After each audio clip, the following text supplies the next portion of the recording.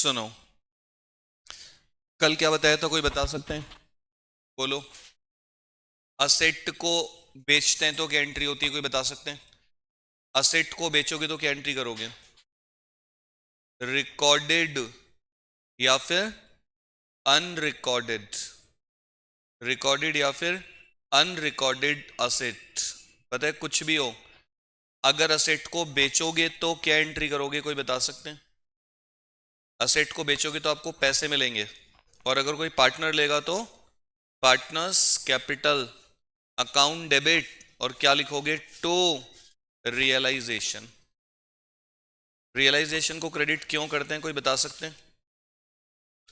Asset को बेचोगे तो क्या एंट्री करोगे? बैंक अकाउंट डेबिट, और अगर कोई पार्टनर लेगा तो आप क्या लिखोगे? Partners capital account debit to realisation. Realisation को क्यों क्रेडिट करते हैं, बता सकते हो? हम्म, बोल सकते हैं? असेट को बेचोगे तो क्या एंट्री करोगे? Bank debit, partners capital account debit to realisation. Realisation को क्यों क्रेडिट करते हैं, बता सकते हैं कोई? क्योंकि क्योंकि जो असेट होती है ना, उसका अकाउंट क्लोज करके हम उसकी जगह पहले किसको डेबिट कर देते हैं? रियलाइजेशन को। रियलाइजेशन को डेबिट कर देते हैं बुक वैल्यू। बुक में जो भी वैल्यू होती है ना, असेट को क्लोज करके उसकी जगह हम किसको डेबिट कर देते हैं? रियलाइजेशन को। तो जब असेट बिकती है ना, तो हम असेट की जगह रियलाइजेशन को क्रेडिट करते हैं। रियलाइजेशन को क्यों क्रेडिट करते हैं? जब कोई असेट बिकती है, असेट बिकेगी तो उससे आपका बैंक बैलेंस बढ़ेगा। पार्टनर लेगा तो पार्टनर की कैपिटल कम कर दो। और रियलाइजेशन को क्यों क्रेडिट करते हैं? क्योंकि असेट को क्लोज करके हमने उसकी जगह किसको डेबिट कर दिया? रियलाइजेशन अकाउंट को। अब जब असेट बिकेगी तो क्रेडिट किसको करूं? Bank debit to realisation. और पार्टनर लेगा तो partners capital account debit to realisation. Partner लेगा तो partners capital account debit to realisation. बिकेगी तो bank account debit to realisation. सुनना ध्यान से। बिकेगी तो क्या एंट्री करोगे? Bank debit to realisation. और पार्टनर लेगा तो क्या एंट्री करोगे? Partners capital account debit to realisation. समझ में आ रहे हैं? और लायबिलिटी, और देखो, असेट रिकॉर्डेड हो या अनरिकॉर्डेड, उससे पता है कोई फर्क नहीं पड़ता।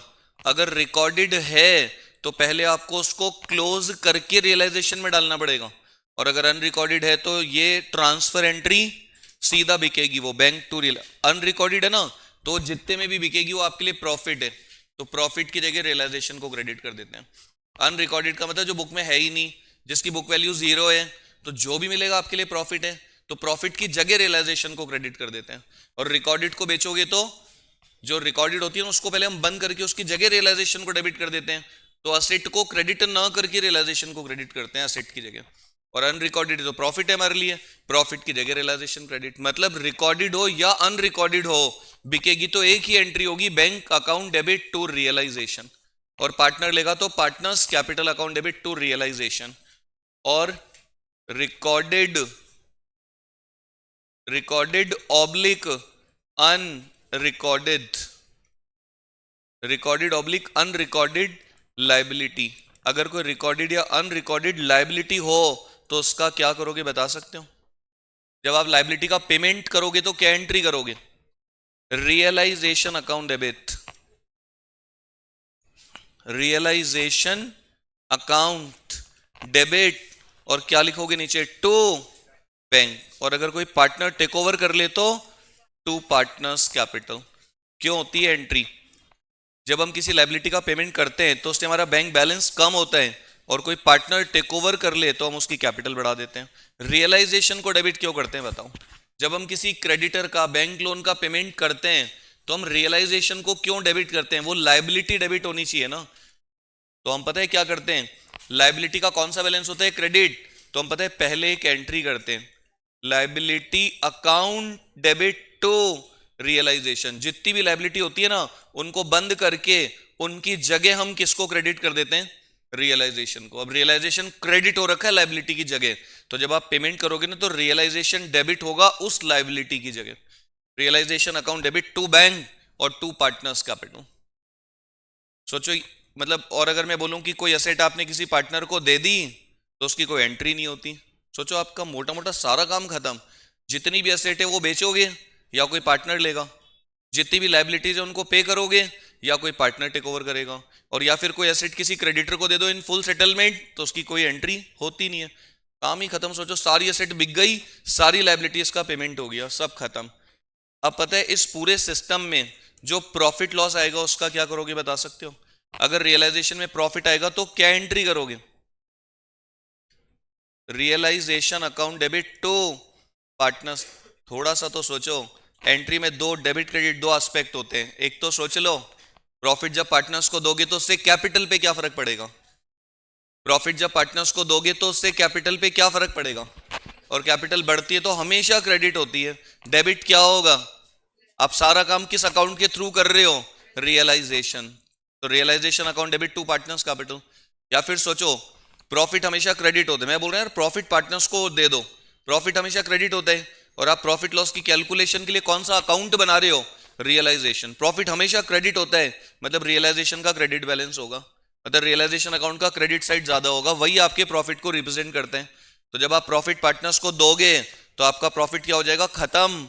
और किसको दोगे? पार्टनर्स को, तो उससे कैपिटल बढ़ेगी, और कैपिटल बढ़ती है तो क्रेडिट होती है। Realisation to partners capital, profit in realisation account, profit in realisation account. और बाय चांस लॉस हो तो लॉस इन रियलाइजेशन अकाउंट। और अगर रियलाइजेशन अकाउंट में लॉस आ जाए तो क्या करोगे बता सकते हो? थोड़ा सा सोच लो, लॉस से कैपिटल, और कैपिटल कम होती है तो डेबिट होती है। क्रेडिट किसे करूं? To realisation. सुनो सुनो मेरी बात, अब जो भी आ रहे बाहर से भगा दो, मना कर दो गेट पर प्लीज यार। हाँ होने दो यार। Partners capital account debit to realisation, मत घुसने देना किसी को भी अब अंदर। Partners capital account debit to realisation. अगर रियलाइजेशन में लॉस आएगा कौन बियर करेंगे? पार्टनर्स। तो कैपिटल क्या होगी? कम। लॉस हमेशा डेबिट होता है, उसको बंद करने के लिए क्या करोगे? क्रेडिट। लॉस हमेशा डेबिट होता है, उसको बंद करने के लिए क्या करोगे? Credit. Realise partners capital account debit to realisation. Profit हमेशा क्रेडिट होता है, उसको क्लोज करने के लिए क्या करोगे? Debit. Realisation to partners capital. सोचोगे नहीं ना, जब तक एंट्री रिटेन नहीं होगी आपको, देखो या मजा लो निकल लो खत्म। जब तक खुद नहीं सोचोगे ना डेबिट क्या हो रहा है क्रेडिट क्या हो रहा है, नहीं समझ में आएगा। उसके बाद सुनना ध्यान से, कल से अंदर नहीं घुस पाओगे, गेट पे खड़ा कर दूंगा मैम को, ध्यान रख लेना 4:30 पे।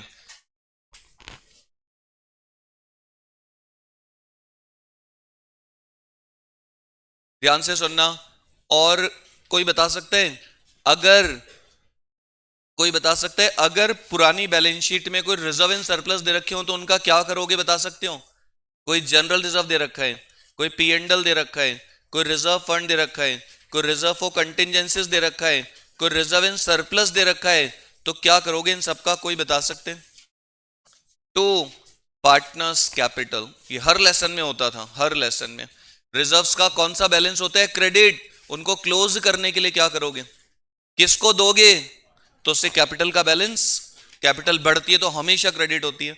और अगर असेट में कोई पुराने लॉसेस दे रखे हो तो partners capital account debit to P and L और to advertisement. Partners capital account debit to. कल से कोई नहीं घुस पाएगा 4:30 के बाद, ध्यान रखना। वो मेन गेट है ना आपको बाहर, वही बंद मिलेगा कल से, तो सोच समझ के आना, थोड़ा सा लेट आना ही मत। ये एल माइनस और लॉसेस हमेशा क्या होते हैं? डेबिट। उनको क्लोज करने के लिए क्या करोगे आप? क्रेडिट। ये आपका मार्च से चल रहा है सब, P and L advertisement admission से। अगर पी एंड एल असेट में दे रखा होता है डेबिट बैलेंस तो लॉस होता है, या एडवर्टाइजमेंट का कोई खर्चा बता रखा हो असेट में तो ओल्ड पार्टनर्स ओल्ड रेशियो में राइट ऑफ करते हैं। इसमें एक सबसे भयंकर इंपॉर्टेंट बात क्या है सोचो, गुडविल। अगर गुडविल दे रखी हो रियलाइजेशन में तो क्या, बैलेंस शीट में, तो क्या करोगे आप? Realisation account debit to goodwill. ये बहुत इंपॉर्टेंट है बच्चे, यहां पर भी पता है कई बच्चे राइट ऑफ कर देते हैं। सपोज बैलेंस शीट में गुडविल दे रखी है कितनी? 1000 की, तो आप क्या एंट्री करोगे? Realisation to goodwill. Realisation to goodwill book value. और जब इसको बेचोगे तो आप क्या एंट्री करोगे? और अगर पार्टनर लेगा तो आप क्या एंट्री करोगे? Partners capital account debit to realisation. ये गुडविल का ट्रीटमेंट है, गुडविल का treatment. If sold, if taken over by partner. ये गुडविल का भयंकर इंपॉर्टेंट पॉइंट है, बोलते रहते हैं कोई फर्क नहीं पड़ता, लेकिन गुडविल कभी भी कैपिटल अकाउंट में ट्रांसफर नहीं होती है, डिसोल्यूशन में बिकती है वो। और जो भी चीजें बिकती है ना, वो डायरेक्ट नहीं बिकती हैं, वो सब रियलाइजेशन में जाके बिकती हैं। तो हम क्या करते हैं, गुडविल क्या होती है? एसेट, उसको बंद करके उसकी जगह रियलाइजेशन को डेबिट कर देते हैं, और जब वो बिकेगी तो बैंक टू रियलाइजेशन, पार्टनर लेगा तो पार्टनर टू रियलाइजेशन। और कुछ लिखा नहीं होता तो हम गुडविल को क्या मान लेते हैं? जीरो। गुडविल की सेलिंग प्राइस जीरो मानी जाती है। और बता सकते हैं कोई क्या बताया था कल?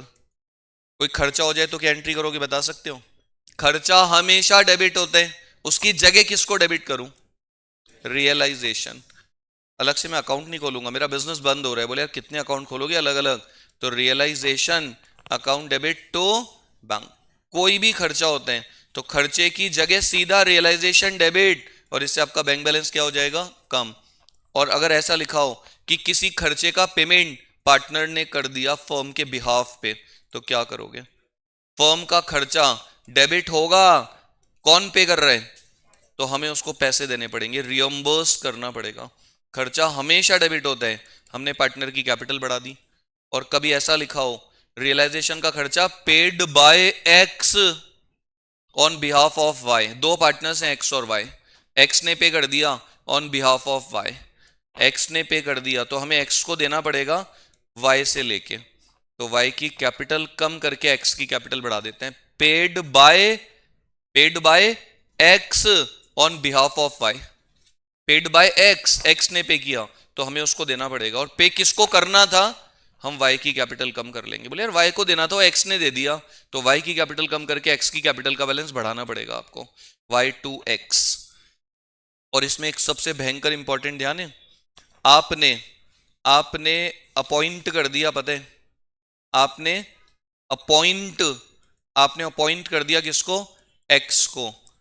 आप उसको रेम्यूनरेशन दोगे, पता है कितना? 10,000।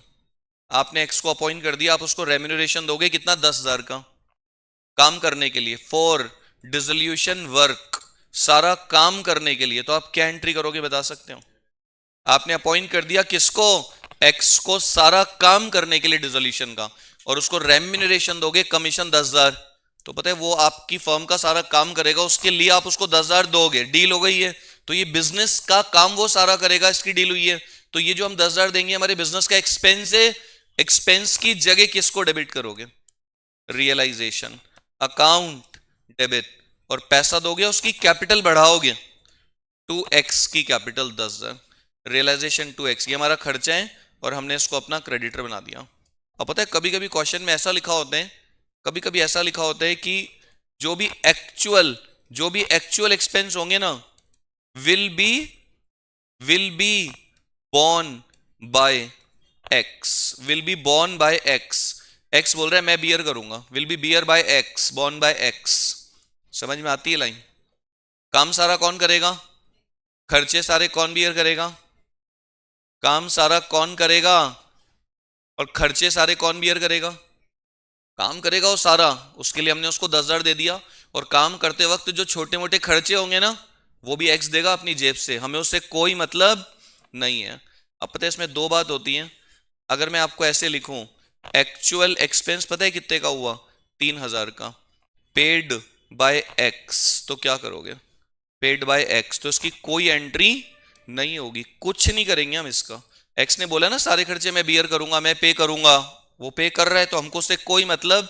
हमने उसको जो 10,000 रुपए दिए वो दो चीजों के लिए दिए, एक तो सारा काम करेगा और वो सारे छोटे छोटे खर्चे पे करेगा। तो काम सारा वो कर रहा है और छोटे छोटे खर्चे भी वो पे कर रहा है, तो हमको इन दोनों चीजों से अब कोई मतलब नहीं। वो सारा काम करेगा और खर्चे भी वो पे करेगा। तो खर्चा उसने पे, actual expense 3,000 paid by x, तो हमें उससे कोई मतलब नहीं। उसने बोला था सारे खर्चे वो बियर करेगा, तो वो पे कर रहा है, हमको कोई मतलब ही नहीं है। और इस कंडीशन में अगर ऐसा हो जाए, सोचो actual expense 3,000, actual expense 3,000 paid by x from firm, उसने बिजनेस से पे कर दिए। तो सोचो सोचो, अगर उसने बिजनेस से पे करे तो बिजनेस का बैंक बैलेंस क्या होगा? कम। हम सीधा उसकी कैपिटल कम कर देंगे, X capital to bank, L minus A minus. उसने बोला सारे खर्चे मैं बियर करूंगा, और उसने वो खर्चों का पैसा फर्म से पे कर दिया, तो फर्म का बैंक बैलेंस, हम उसको बोलेंगे यार तूने बोला था तू अपने पर्सनल पैसे से पे करेगा, तूने फर्म से पैसे निकाले, तो हमारा बैंक बैलेंस हम तेरी कैपिटल में से कम कर देंगे 3,000 रुपए। तूने बोला था तू काम करेगा और तू खर्चे बियर करेगा, तो तूने अगर फर्म से पैसा निकाला तो हम तेरी कैपिटल का बैलेंस कम कर देंगे, तुरंत तुरंत हमारा बैंक बैलेंस कम होगा, हम तेरी कैपिटल कम कर देंगे। और अगर वो खुद पे कर रहा है तो हमको उससे कोई मतलब नहीं है। और कल एक बहुत ही इंपॉर्टेंट बात बताई थी, किसी को ध्यान हो तो, कौन जब हम रियलाइजेशन अकाउंट बनाते हैं, जब हम रियलाइजेशन अकाउंट बनाते हैं तो कौन कौन से फंड्स होते हैं, प्रोविजंस होते हैं जिनको यहां डाल के छोड़ दिया जाते हैं। Provision for doubtful debts, investment fluctuation fund, provision for depreciation, और रिपेयर एंड रिन्यूअल रिजर्व जो बनता है मशीन के लिए, ये बनता है डेटर के लिए, ये बनता है इन्वेस्टमेंट के लिए, और ये बनता है फिक्स असेट के लिए, ये दोनों। तो रियलाइजेशन के डेबिट में सारी असेट चली जाती है, और इनके अगेंस्ट जो प्रोविजंस फंड्स होते हैं उनको रियलाइजेशन के क्रेडिट में डाल के छोड़ दिया जाता है, इनका आगे कोई ट्रीटमेंट नहीं होता है। और एक सबसे इंपॉर्टेंट ध्यान रखने की बात, सोचो कभी ऐसा हो जाए कि इन्वेस्टमेंट ही नहीं है बैलेंस शीट में और फंड दे रखा है, सोचो फिर वो फंड यहां ट्रांसफर नहीं होगा, फिर वो कैपिटल में जाएगा। इधर कब डालोगे आप इनको, जब ये असेट होंगी सामने, और अगर ये असेट ही नहीं है, खाली फंड बना के बैठे हो आप प्रोविजन फंड, तो will be transfer to capital account. और किसी भी लाइबिलिटी के लिए कुछ लिखा नहीं होता तो उसका पेमेंट कर दिया जाता है, और अगर किसी असेट के लिए कुछ लिखा नहीं होता तो उसको जीरो मान लेते हैं, इनटेंजिबल होती है तो जीरो, टेंजिबल होती है तो बुक वैल्यू पे बेच देते हैं उसको। और ध्यान एक इंपॉर्टेंट बात, अगर कोई पार्टनर से लोन ले रखा है आपने तो उसको डालोगे क्या रियलाइजेशन में, कभी भी ट्रांसफर, लोन का लाइबिलिटी में लोन दे रखा है, कौन सा बैलेंस होता है उसका, क्रेडिट, उसको बंद करने के लिए क्या करोगे, debit, is loan account debit to bank, आपने लोन का पेमेंट कर दिया, सपोज 100 रुपए का लोन है, कोई दिक्कत ही नहीं है इसमें। और अगर कभी कभी ऐसा लिखा होता है कि ए का जो लोन था ना, आपने उसको सेटल कर दिया 90 रुपए में, तो कितना फायदा हो गया आपको, तो फायदे की जगह किसको क्रेडिट करोगे, रियलाइजेशन को। और अगर ऐसा लिखा हो ए का लोन कितना है 100, आपने उसको सेटल किया 110 रुपए में, तो क्या करोगे, लॉस की जगह किसको डेबिट करोगे, रियलाइजेशन। ये 3 केसेस होते हैं इसमें मेन, बाकी और भी आएगा। लोन के सेटलमेंट में कोई एसेट दे दिया आपने पार्टनर को, अभी आगे देखेंगे जब आएगा, वो मैं लास्ट में बताऊंगा। ये एल माइनस, ये एल माइनस, ये एल माइनस, पैसा दे रहे हो आप 100 का 100, 100 का 90, 100 का 110, तो जो भी प्रॉफिट लॉस की जगह रियलाइजेशन को डेबिट या क्रेडिट कर दिया जाता है। अब आप लिखो क्वेश्चन नंबर 7, बहुत ध्यान से सुनना, एक बनाओ आप क्वेश्चन नंबर 7। पता है मैं आपको खाली रियलाइजेशन अकाउंट बनवाऊं क्या, कैपिटल अकाउंट में देखो पोस्टिंग होती है खाली, रियलाइजेशन में आप लिखोगे बाय एस कैपिटल, तो ए में आ जाएगा टू रियलाइजेशन। मैं बोलता रहूंगा बताता रहूंगा, टाइम बहुत लग जाएगा नहीं तो। सिर्फ एक रियलाइजेशन अकाउंट बनाओ 7th का, और बहुत ध्यान से सुनना, एक एक चीज देखो सुनो समझो, एक एक क्वेश्चन में पूरा लेसन आपका रिवाइज होता है। सोचो बहुत सारी चीजें आती हैं जो नहीं आती हैं, हम वो भी बोलते हैं आपको। रियलाइजेशन अकाउंट बनाओ, और सबसे पहले पता है एक ऑब्जेक्टिव आ सकते हैं, रियलाइजेशन अकाउंट का नेचर क्या होते हैं, कौन सा अकाउंट होता है, पर्सनल या रियल, पर्सनल रियल या नॉमिनल, ये होता है नॉमिनल अकाउंट। कोई भी अकाउंट जो प्रॉफिट लॉस की कैलकुलेशन के लिए बनाया जाता है वो सब नॉमिनल की कैटेगरी में आते हैं। तो रियलाइजेशन अकाउंट होता है आपका नॉमिनल। अब मैं बहुत जल्दी करने वाला हूं, ध्यान से सुन लेना, इधर देख लेना। देखो सबसे पहले असेट में कैश और बैंक दे रखे हैं। अब ये बड़ा नाटक होता है, कैश अकाउंट बनाऊं या बैंक अकाउंट बनाऊं, आप बनाना कौन सा अकाउंट, बैंक अकाउंट। उसमें क्या लिखोगे आप, टू बैलेंस ब्रॉट डाउन, और जो कैश है ना उसको भी बैंक में जमा करा दो, bank account debit to cash, to balance brought down bank का, और टू कैश पैसा भी जमा करा दो, पूरा सब कुछ बैंक के थ्रू चलेगा। अब ये आपका स्टॉक है, इन्वेस्टमेंट है, स्टॉक है, इन्वेस्टमेंट है, डेटर्स है, प्लांट है, बिल्डिंग है, गुडविल है। एडवर्टाइजमेंट एक्सपेंस, एडवर्टाइजमेंट का खर्चा, ये बिकेगा क्या, सोचो इसको बेचोगे क्या आप, अरे ये एडवर्टाइजमेंट जो असेट में दिखा रखा है बिकता है क्या, ये तो खर्चा है आपका, इसको क्या बेचोगे आप, तो ये रियलाइजेशन में ट्रांसफर, ये कैपिटल अकाउंट में ट्रांसफर होता है, एडमिशन में भी, रिटायरमेंट में भी, डेथ में भी, डिसोल्यूशन में भी। बाकी जितनी भी एसेट है, stock, investment, debtor, plant, building, goodwill, सबको रियलाइजेशन में डाल दो। स्टॉक कितने का है कोई बता सकते हैं? स्टॉक कितने का है? इन्वेस्टमेंट,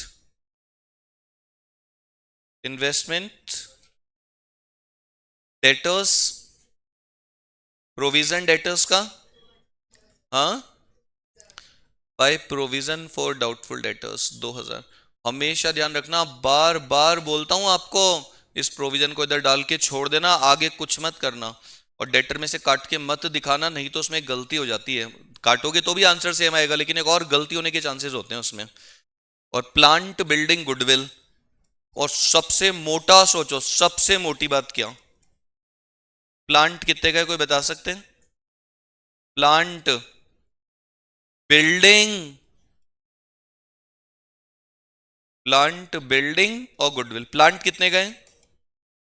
हाँ, 20, और बिल्डिंग, गुडविल 4000। ये गुडविल का बड़ा मोटा भयंकर नाटक है, इसको डालूं क्या रियलाइजेशन में? आज तक हर लेसन में हम आपको क्या बोलते हैं, गुडविल कहां जाती है? गुडविल कहां जाती है? Write off capital account debit to goodwill, old partners capital account debit to goodwill. लेकिन यहां पे गुडविल मैंने रियलाइजेशन में ट्रांसफर कर दी, बुक वैल्यू जो भी बुक में थी उसको मैंने रियलाइजेशन में डाला, ये बिकेगी। बैंक टू रियलाइजेशन, पार्टनर लेगा तो पार्टनर टू रियलाइजेशन। उसके बाद देखो, सोचो, समझो, बोलो, जितनी भी एसेट होती है उनका कौन सा बैलेंस होता है? डेबिट। मैंने सबका अकाउंट क्या कर दिया? क्लोज। मैंने उनकी जगह किसको डेबिट कर दिया? अब ये जितनी भी एसेट है ना, इनका मैं कुछ भी करूं, बेचूं, पार्टनर को दूं, तो मैं क्रेडिट किसको करूंगा? रियलाइजेशन को, क्योंकि रियलाइजेशन को डेबिट कर दिया इन सबकी जगह बुक वैल्यू से। अब कोई भी एसेट बिकेगी तो मैं क्या करूंगा? Bank to realisation. स्टॉक बिकेगा तो बैंक टू रियलाइजेशन, इन्वेस्टमेंट बिकेंगे तो बैंक टू रियलाइजेशन, डेटर से पैसा आएगा तो बैंक टू रियलाइजेशन, प्लांट बिकेगा तो बैंक टू रियलाइजेशन, बिल्डिंग बिकेगी तो, गुडविल बिकेगी तो, एक ही एंट्री होगी भाई, सबकी जगह आपने किसको डेबिट कर दी है? Bank to realisation. और अगर इनमें से कोई भी एसेट पार्टनर ले ले तो उसकी capital, partners capital account debit to realisation. तो क्या होना है अब? बाय बैंक बाय पार्टनर, खत्म आधा लेसन। उसके बाद लाइबिलिटीज में देखो, क्रेडिटर्स, बीपी, मिसिस ए का लोन, मिसिस बी का लोन, कहां डालोगे सारी liabilities? Creditors BP by creditors by BP और बाय मिसेज ए का लोन, बाय मिसेज ए और बाय मिसेज बी का लोन। बहुत ध्यान से सुनना, बाय मिसेज बी का loan, by Mrs A, by Mrs B. और जनरल रिजर्व डालूं क्या, बताओ, बोलो? सबको पता होगा जनरल रिजर्व हर लेसन में पार्टनर्स डिस्ट्रीब्यूट करते हैं, इसमें भी करेंगे। और कैपिटल के जो बैलेंसेस होते हैं वो कैपिटल अकाउंट में जाते हैं। इन्वेस्टमेंट फ्लक्चुएशन रिजर्व का क्या करूं, बोलो? डाल दूं क्या रियलाइजेशन में इधर? बाय इन्वेस्टमेंट फ्लक्चुएशन रिजर्व 1000 रुपए का। अभी बोला था मैंने आपको, किसी भी एसेट के अगेंस्ट, जैसे इन्वेस्टमेंट के लिए बनता है आईएफआर और डेटर्स के लिए बनता है प्रोविजन फॉर डाउटफुल डेट्स, तो इन दोनों को यहां डाल के छोड़ देना, इनका आगे कुछ नहीं होता, कुछ भी नहीं होता, डाल के छोड़ देना बस इनको यहां। और बाकी जितनी भी एक्सटर्नल लाइबिलिटीज हैं उन सबकी जगह मैंने किसको डेबिट क्रेडिट कर दिया? रियलाइजेशन को। अब मैं बोलूंगा क्रेडिटर्स को पेमेंट करोगे तो क्या एंट्री करोगे, बता सकते हो? क्रेडिटर्स को पेमेंट करोगे तो क्या एंट्री करोगे? बैंक बैलेंस कम होगा, पेमेंट की बातें, और ये बैंक कम होगा तो क्रेडिट होगा। डेबिट किसको करूं? रियलाइजेशन। पीपी का पेमेंट करोगे तो realisation to bank, Mrs A का loan realisation to bank, realisation to bank. और इनमें से कोई लाइबिलिटी कोई पार्टनर टेक ओवर कर ले तो उसकी capital realisation to partners capital. और अगर कोई असेट किसी लाइबिलिटी के सेटलमेंट में दे दो, नो एंट्री, खत्म। फुल सेटलमेंट में दे दो तो इतना सा खेल चल रहा है बस। अब देखो नीचे देखना, अब आप नीचे लिखा हुआ है पहला पॉइंट, ए प्रॉमिस टू पे मिसेज ए का loan and took away stock at ₹4000। ए बोल रहा है स्टॉक में ले लेता हूं, तो क्या लिखोगे रियलाइजेशन में, बता सकते हो? By A is capital bracket में स्टॉक। ए बोल रहा है स्टॉक में ले लेता हूं 4000 का, ए बोल रहा है स्टॉक में ले लेता हूं, हमने कहा ले ले, तेरी कैपिटल कम कर देंगे, इस capital account debit to realisation, S capital account debit to realisation. और ए बोल रहा है कि मिसेज ए का जो लोन है ना वो भी मैं टेक ओवर कर रहा हूं, तो realisation account debit to S capital, bracket में मिसेज ए का लोन, मिसेज ए का लोन। क्रेडिटर्स कितने थे, ध्यान है किसी को, बता सकते हैं कोई? और बीपी 8, बीपी 8,000, और मिसेज ए का लोन 5 और 10,000। मिसेज ए का loan taken over bye mister A, mister A बोल रहे हैं मैं पे कर दूंगा, मैं टेक ओवर कर रहा हूं, तो रियलाइजेशन टू एस कैपिटल, पहला पॉइंट हो गया।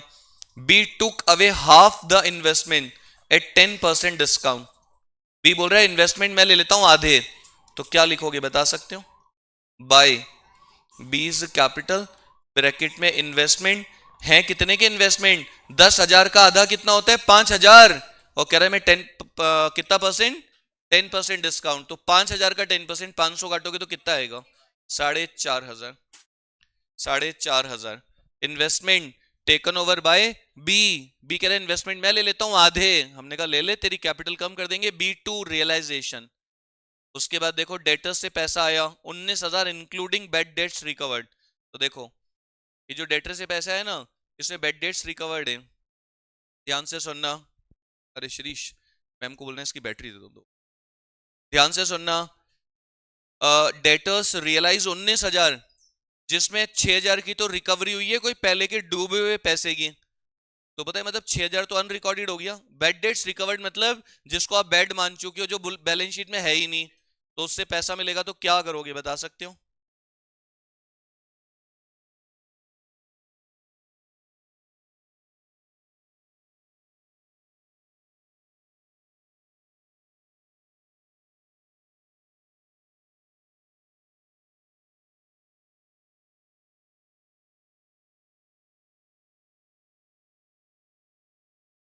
ध्यान से सुनना,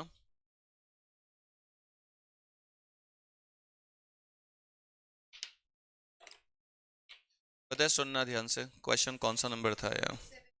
हम्म, ध्यान से देख लेना इधर, सुनना ध्यान से, इधर देख लेना। हाँ ख्याति जी बड़ा मजा आ रहा है, इधर उधर देख के बड़ा मजा आता है हंसने में, पढ़ाई के बारे में नहीं सोचते इतना। ध्यान से सुनना, पता है डेटर से पैसे मिलेंगे तो क्या एंट्री होती है, कोई बता सकते हैं? डेटर से पैसे मिलने की एंट्री क्या होती है, कोई बता सकते हैं? बैंक टू रियलाइजेशन, तो लिख दूं क्या इसके नीचे बाय बैंक करके, डेटर से कितने रुपए आए कोई बता सकते हैं? कितने आए डेटर से? 13,000, और बाकी के जो 6,000 है ना वो क्या लिखोगे? Bad debts recovered, bank to realization, bank debit to realization. Debtor से जो मुझे बता रहे हैं ना मिले, उसमें से कोई बेड डेटर से मिले हैं, मतलब जो मैं बेड मान चुका हूं तो उसको तो मैं बेड डेट्स की रिकवरी मानूंगा, और जो नॉर्मल डेटर से पैसा मिला है तो चाहे रिकॉर्डेड हो चाहे अनरिकॉर्डेड डेटर हो, एंट्री तो वही होनी है, बैंक टू रियलाइजेशन। उसके बाद ई पॉइंट पढ़ रहा हूं मैं, पहले ध्यान से सुनना। ई पॉइंट, प्लांट को बेचा, बिल्डिंग को बेचा, गुडविल को बेचा, प्लांट को बेचा 25 में, क्या एंट्री करोगे? बैंक टू रियलाइजेशन, कितने में बेचा प्लांट को? 25, और बिल्डिंग को कितने में बेचा कोई बता सकते हैं? बिल्डिंग को बेचा 40,000 में, और गुडविल को कितने में बेचा कोई बता सकते हैं? गुडविल को बेचा 6,000 में, और पता है जो इन्वेस्टमेंट आधे लिए थे ना उसने बी ने, जो आधे बचे उनको भी बेच दिया 4,500 में, बेच दी सारी असेट करीब करीब, देख लेना। और पता है चेक भी कर लिया करो, कभी ऐसा भी होता है कि बाय चांस कोई एसेट बच जाए। ध्यान से सुनना,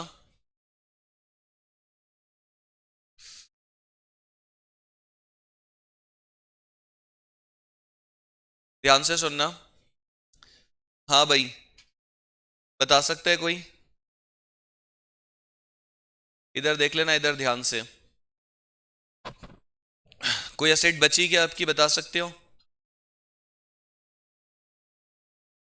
तेरा क्वेश्चन कहाँ गया है जो मैं कर रहा था? हम्म, गायब, कहाँ से आएगा?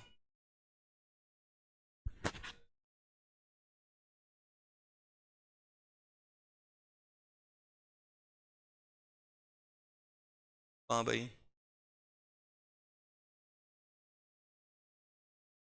कहाँ से?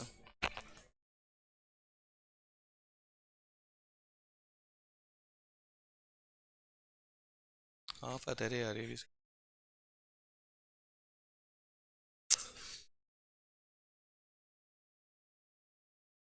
सुनना ध्यान से, देखो क्वेश्चन ऑलमोस्ट वैसे भी खत्म हो गया, इधर देख लेना एक बार ध्यान से। कौन सा था पॉइंट? क्वेश्चन कौन सा था?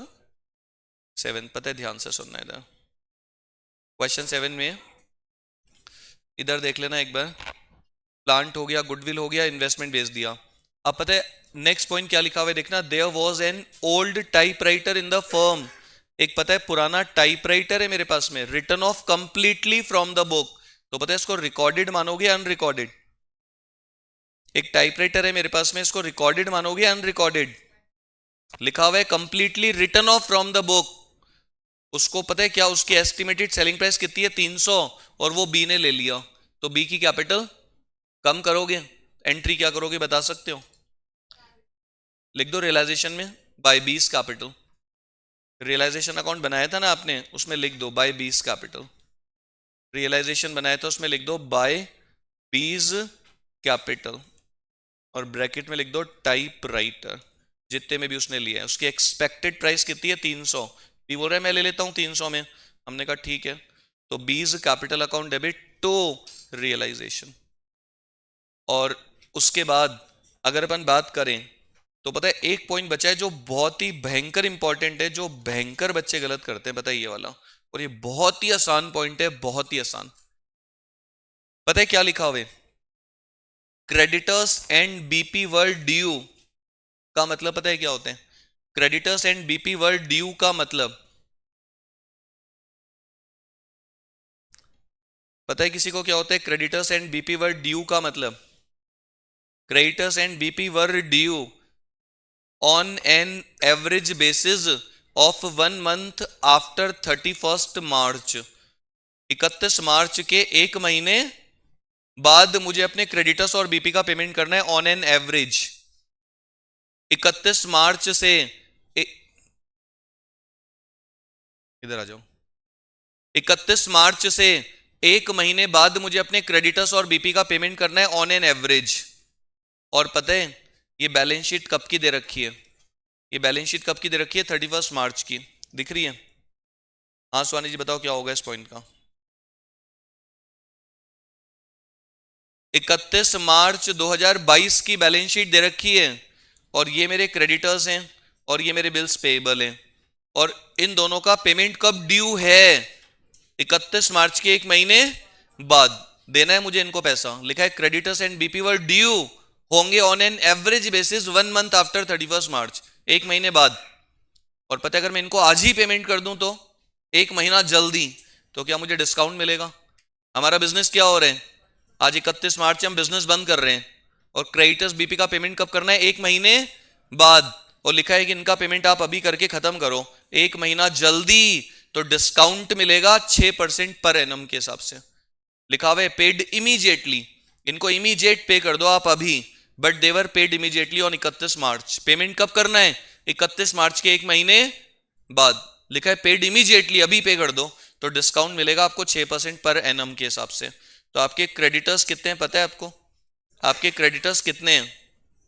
आपके क्रेडिटर्स हैं 30,000, तो निकाल लो 30,000 का कितना परसेंट? 30,000 का कितना? 6% से एक महीने का कितना होते हैं? 150 रुपया। तो क्रेडिटर्स को 150 रुपये काट के पे कर देना। और बीपी के साथ भी ऐसा ही करना है। पता है बीपी कितने गए? 8,000 का 6% से एक महीने का कितना होता है बता सकते हो? बी कितना? 40 रुपया। 40 रुपया। 40 रुपया।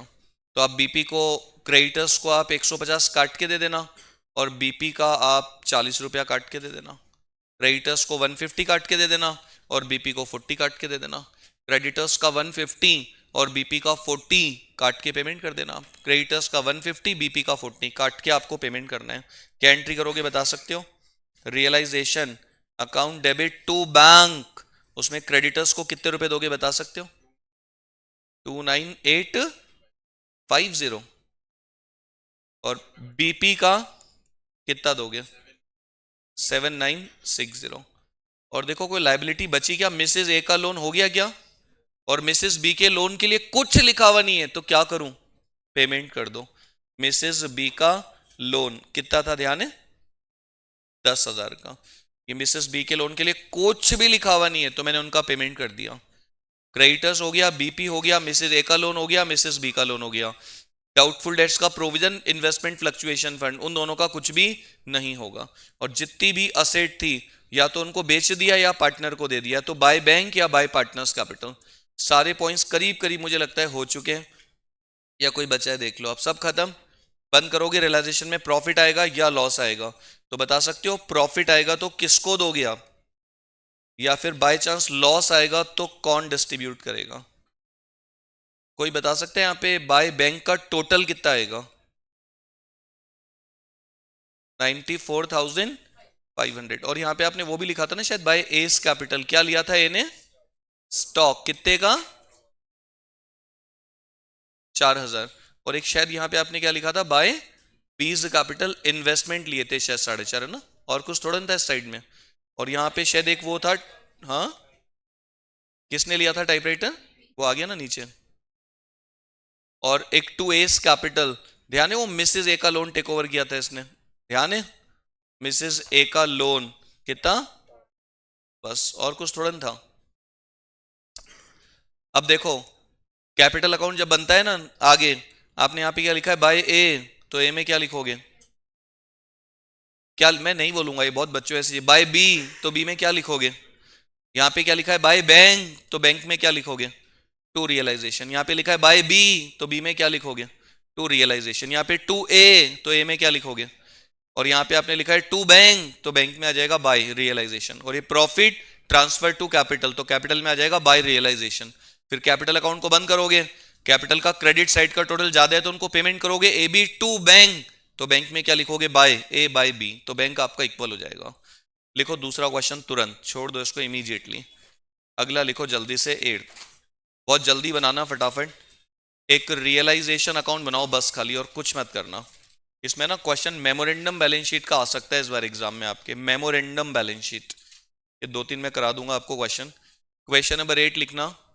क्वेश्चन नंबर 8 बनाओ एक रियलाइजेशन अकाउंट, ध्यान से सुनना।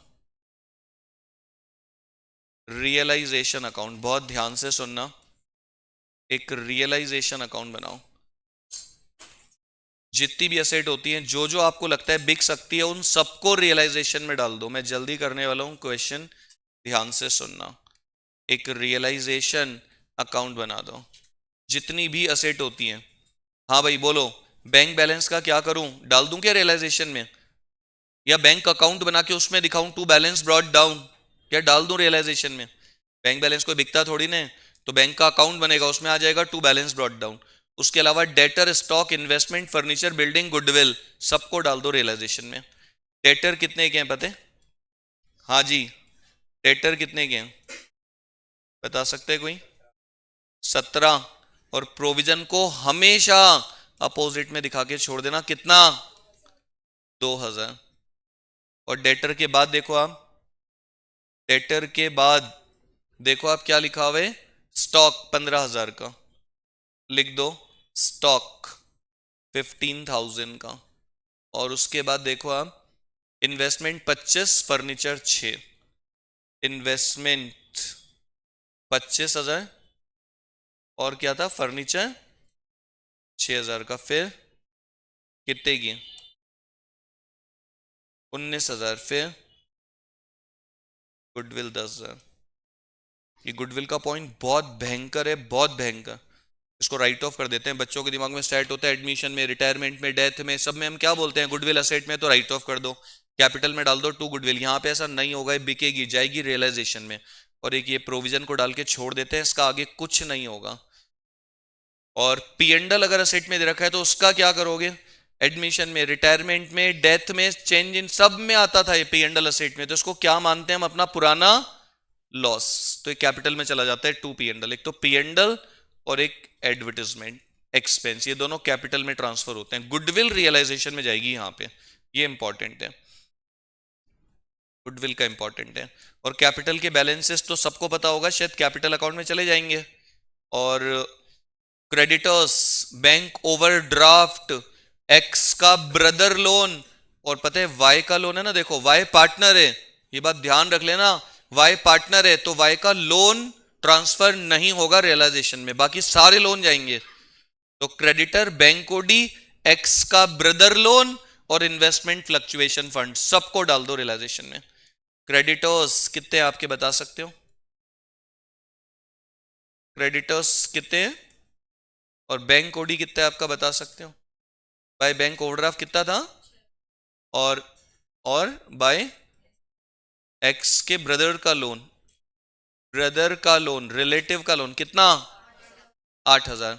और एक किसका लोन था, एक्स का, वो पार्टनर है उसका मत डालना। और क्या था, बाय इन्वेस्टमेंट फ्लक्चुएशन फंड कितना, कितना, 5,000।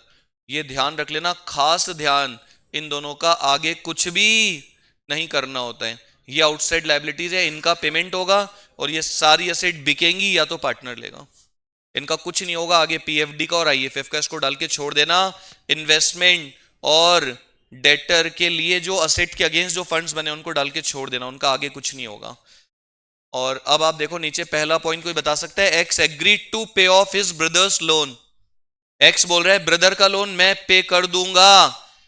ब्रदर का लोन पता है आपने रियलाइजेशन के क्रेडिट में डाल रखा है, एक्स बोल रहा है मैं पे कर दूंगा, तो realisation account debit to X capital, bracket में ब्रदर का लोन, एक्स के ब्रदर का loan taken over by X. X बोल रहा है मेरे भाई का लोन है ना, वो मैं देख लूंगा, मैं पे कर दूंगा। तो हमने कहा ठीक है हम तेरी कैपिटल बढ़ा देते हैं, realization to X capital. Debtors 5,000 के बैड, बता सकता है कोई? 5,000 के जो डेटर है वो बैड है। डेटर कितने हैं टोटल, कोई बता सकते हैं? 5 के बैड हैं तो कितने मिलेंगे, लिख दो by bank, by bank. Debtors 5 के बैड हैं तो 12 दिखा दो। अब देखो इसमें यहां पे गड़बड़ होती है, इसलिए हम आपको बोलते हैं डेटर में से मत काटना प्रोविजन को। सोचो अगर अभी प्रोविजन को मैंने डेटर में से काट के यहां दिखाया होता तो मुझे डेटर कितने दिखते हैं यहां पे, फिर 15 में से मैं 5 काट के दिखा देता है यहां पे 10, शायद मुझे ध्यान नहीं रहता, मैं देखता है डेटर 15, 5 बैड हैं 10, लेकिन जो बैड है टोटल का होता है वो तो प्रोविजन है। मेरे डेटर कितने हैं टोटल 17, 17 में से 5 के बैड हैं तो 12 मिलेंगे। तो प्रोविजन को हमेशा अपोजिट में डाल के छोड़ देना, फिर जब भी डेटर्स की बात होती है तो इनकी होती है इनमें से कितने मिले, तो 17 में से 5 काट के आ गए कितने, 12,000। अब और असेट आपने बेची शायद, देखो कितने की, other asset realize, investment 20% less, goodwill at 60%। हाँ भाई इन्वेस्टमेंट को कितने में बेचा, 20% लेस, तो निकाल दो 25,000 का 20%, काटोगे तो 20,000। और क्या था, गुडविल एट 60%, तो 6,000 में बिकी गुडविल, हमारा नाम बेच दिया हमने किसी को 6,000 में।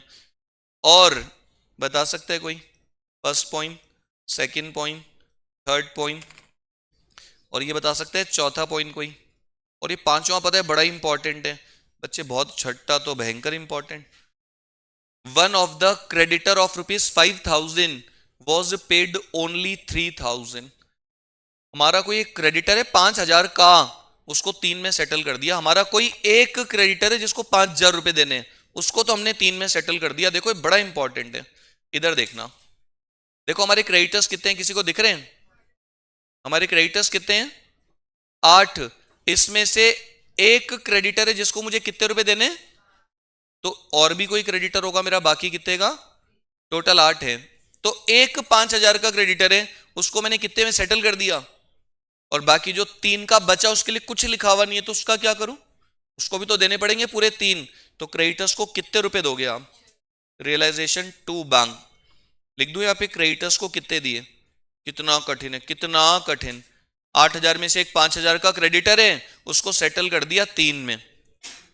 इस 5 वाले को कितना दिया, 5 वाले को कितने में सेटल किया, ये बुक वैल्यू है, और ये सेटलमेंट, सेटलमेंट 5 वाले को कितना दिया, 3, और इसके लिए कुछ बता नहीं रखा तो इसको पूरा 3 दे दो, तो टोटल क्रेडिटर्स का पेमेंट आ जाएगा आपका 6,000 रुपए का।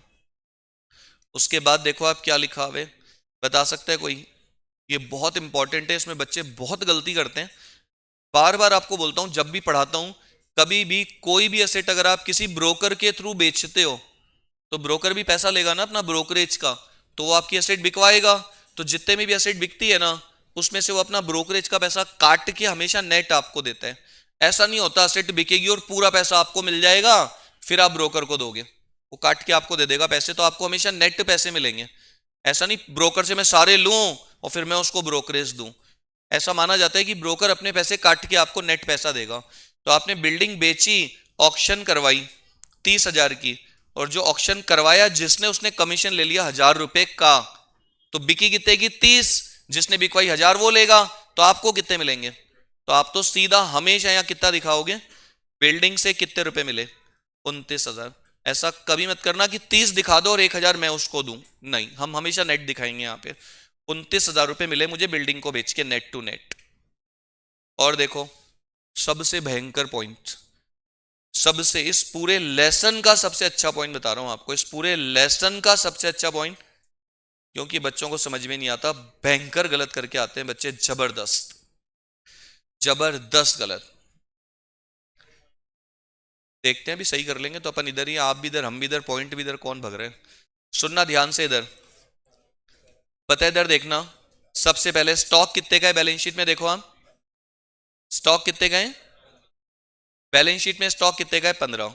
ध्यान से सुनना इधर, बैलेंस शीट में स्टॉक कितने का दे रखा है आपको? बैलेंस शीट में स्टॉक कितने का दे रखा है? 15,000 का। ध्यान से सुनना, अब पता है नीचे लिखा हुआ है Y took over part of the stock at ₹4,000। ये टू हटाना है यहां से और सब सही हो जाएगा, कोई टेंशन नहीं है। वाई टुक ओवर स्टॉक, पता है सुनना, Y took over stock at ₹4,000, Y took over part of stock at ₹4,000। पता है आपका स्टॉक कितने का है? सुनना ध्यान से, इसको पता है क्या बोलते हैं? Book value. मतलब 15 का स्टॉक है आपका, पता है इसमें से कुछ पार्ट कितने का बता नहीं रखा, कौन ले रहा है? Y, eight ₹4,000। वाई बोल रहा है मैं ले लेता हूं कितने में? वाई बोल रहा है मैं ले लेता हूं कितने में? 4,000 में। ये एग्रीड प्राइस है, वो कह रहा है मैं 4 में लेने के लिए तैयार हूं, कितने की बुक वैल्यू का वो नहीं बता रहा। 15 में से मान लो मैं बोलता हूं 15 में से 5,000 का, 15 में से 5,000 की बुक वैल्यू का, वो कह रहा है कि मैं लेने के लिए तैयार हूं 20% लेस में। तो 5,000 का 20% कितना होता है? 1,000, काटोगे तो आ जाएगा 4,000, एग्रीड वैल्यू। तो पता है ये 5,000 बता नहीं रखा, ये 5,000 नहीं दे रखा, बाकी सब दे रखा है। कह रहा है कि मैं 4,000 में लूंगा, मैं जो भी बुक वैल्यू होगी ना, जो भी बुक वैल्यू होगी minus 20% of book value is equal to 4,000। समझ रहे हो? 5,000 में से माइनस करोगे कितना? 20%, यानी 1,000, तो कितना आएगा? 4,000। तो निकाल सकते हो, बहुत आसान है। बुक वैल्यू को x मान लो, x minus 20% of x is equal to 4,000। Book value को x मान लो, x का 20% कितना होता है? x by 5, x minus x by 5 is equal to 4,000, तो बुक वैल्यू आ जाएगी 5,000।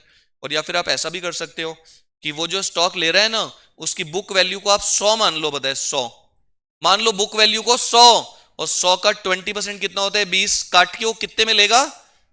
मान लो वो 100 की बुक वैल्यू का ले रहा है, तो 20 काट के वो कितने मिलेगा? 80। तो ये जो 4,000 है ना, ये जो 4,000 वो ले रहा है, वो इक्वल टू 80। तो 100 के लिए उसकी बुक वैल्यू कितनी होगी? तो भी निकल जाएगी 5,000 रुपए। मतलब 15 में से 5 का वो ले रहा है, 20% काट के 4 में, तो बचा कितने का स्टॉक बता सकते हो? 15 में से 5 गया तो कितना बचा? 10,000 की बुक वैल्यू का, और उसको बेचा 50% में, ये बिकेगा 5,000 में, आधी प्राइस पे। ये इसकी सेलिंग प्राइस है, मतलब इसको बेच दिया आपने 5,000 में। 4,000 का तो किस, 5,000 का, 5,000 का तो पार्टनर ने ले लिया 4 में, और बाकी 10 का बेच दिया 5 में, 10 का बेच दिया 5 में। ये भयंकर इंपॉर्टेंट पॉइंट है। मान लो एग्जाम में आता है ना, बच्चे नहीं कर पाते, दिक्कत आती है बहुत, पता नहीं क्यों। एक्स मान के भी कर सकते हो आप, बुक वैल्यू को x मान लो, x का 20% कितना होता है, x by 5, x minus X by 5 is equal to 4000। चाहो तो ऐसे कर लो, और नहीं तो बुक वैल्यू को 100 मान लो, 100 में से 20 काटोगे तो कितना होएगा, 80। तो वो जो ले रहा है ना 4000, वो एग्रीड वैल्यू इक्वल टू 80%, तो 100% के लिए बुक वैल्यू कितनी होगी। और नहीं तो बुक वैल्यू को x मान लो, x minus 20% of x is equal to 4000 में ले रहा है वो एग्रीड वैल्यू। जो भी बुक में है 5000 का, उसमें से 20% काट के 1000 कम करके मैं 4 में लूंगा। तो मैंने बुक वैल्यू को x मान लिया, x का 20% x by 5, x minus X by 5 is equal to 4000 which is taken over by x at book value 4000, agreed value बता रखी है। रहेगा, ध्यान बोलो क्या लिखोगे इसमें, कोई बता सकते हैं, बता सकते हैं कोई, कौन ले रहा है स्टॉक, x या y? तो बाय वाइस कैपिटल करके दिखा दो, ब्रैकेट में स्टॉक कितने में ले रहा है ये, 4000 में। और बाकी का जो बचा, पता है कितना इंपॉर्टेंट है वो 5000 निकालना। टोटल स्टॉक कितने का है आपका, 15 में से वाई कितने का ले रहे हैं, 15 में से 5 का, 4 में 15 में से 5 का, तो बचा कितना, 10,000 का आधा। अगर आपने 15 में से 4 काट दिया कि 15 में से 4 वो ले रहा है, तो 11 का आधा 5.5 हो जाएगा। 15 में से वो कितना ले रहा है, 15,000 की जो बुक में वैल्यू है ना, उसमें से वो कितना ले रहे हैं, 5,000 का, तो बचा कितना, 10,000 का 50% 5,000 में बेच दिया। एक बहुत ही अच्छा इंपॉर्टेंट पॉइंट है, रियलाइजेशन का खर्चा 2000, ये तो आसान है, बता सकते हैं कोई, क्या एंट्री करोगे रियलाइजेशन का खर्चा, तो खर्चे का अलग से अकाउंट खोलूं या रियलाइजेशन डेबिट टू बैंक, लिख दो रियलाइजेशन टू बैंक, खर्चे हो गए 2000 के, सीधी एंट्री।